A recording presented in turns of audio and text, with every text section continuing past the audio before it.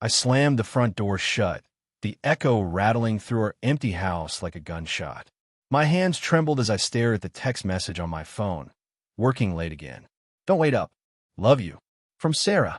Again. The third time this week. I tossed the phone onto the kitchen counter, ignoring the crack it made against the granite. Love you? Bullshit. The words felt hollow, like the cold pizza box from last night's solo dinner. I poured myself a whiskey, neat, and sank into the couch, replaying the last few months in my head. How had we gotten here? 10 years of marriage, 2 kids in elementary school, a life we'd built brick by brick, and now it was crumbling, and I didn't even know why. It started subtly, those little shifts you dismiss at first.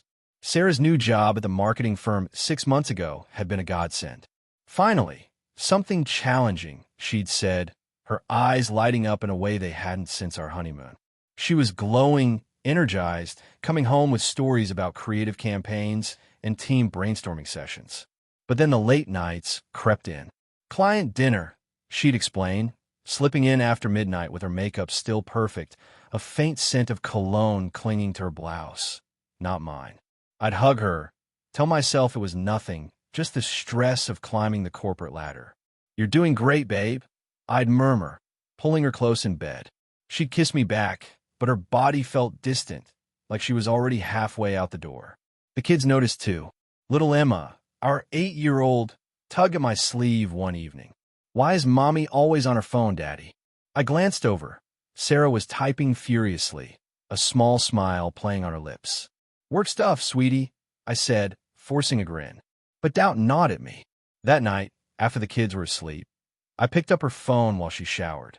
Password unchanged, our anniversary. A quick scroll through messages. Nothing incriminating, just work chats. But one from her boss, Mark. Can't wait for tomorrow's meeting. You were brilliant today. Followed by a winking emoji. My stomach twisted. Mark, the charismatic VP with the flashy car and endless charm.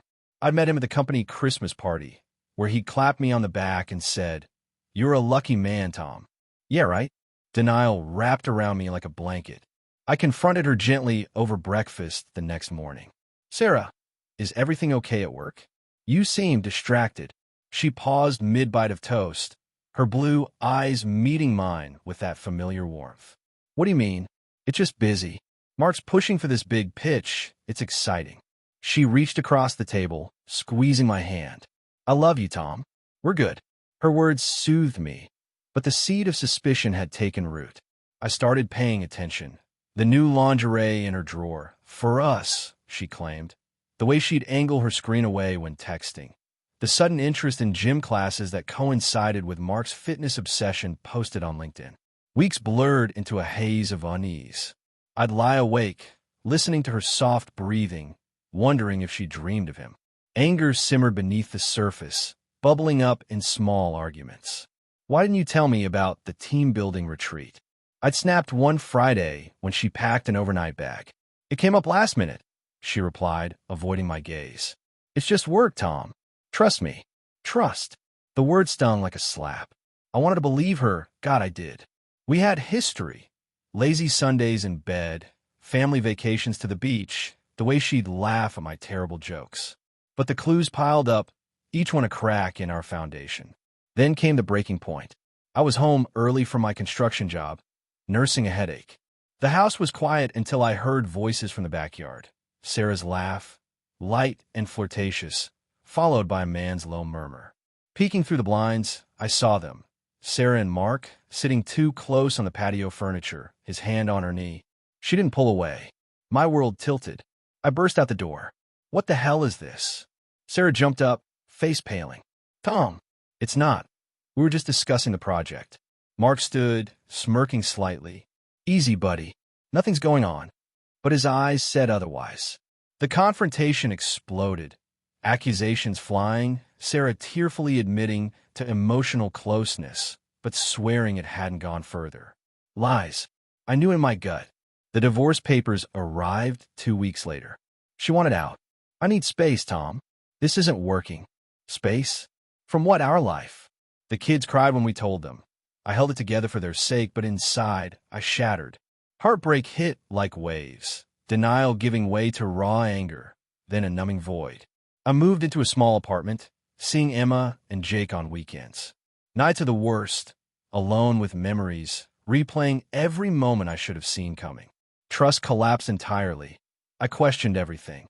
Was our love ever real, or just convenient until something better came along? Months dragged on. I threw myself into work, hit the gym, even started therapy. Slowly, healing crept in. Then I met Lisa at a parents' group, warm, funny, with a smile that lit up the room. No games, just genuine connection. We took it slow, but by month 4, she was staying over, filling the emptiness with laughter and hope. The kids adored her. One rainy evening, a knock at the door. Sarah, soaked and mascara-streaked. "Tom, please. I made a mistake." She begged, words tumbling out. Mark had dumped her for a younger colleague. The affair was a fantasy that crashed into reality. "I miss us. The kids need their family." Her voice cracked, eyes pleading, the same eyes I'd fallen for a decade ago. Part of me ached, remembering the good times. But anger flared too. "You chose him, Sarah. You divorced me." She sobbed. "I was wrong. Forgive me." I glanced back at Lisa in the kitchen, holding Jake's hand as they baked cookies. "I'm not alone anymore," I said quietly, closing the door on her tears. The click echoed like finality. Walking away, a weight lifted, heartbreak forged into strength. Life moves on, scars and all, teaching us that sometimes letting go is the ultimate act of love. For myself, for my future,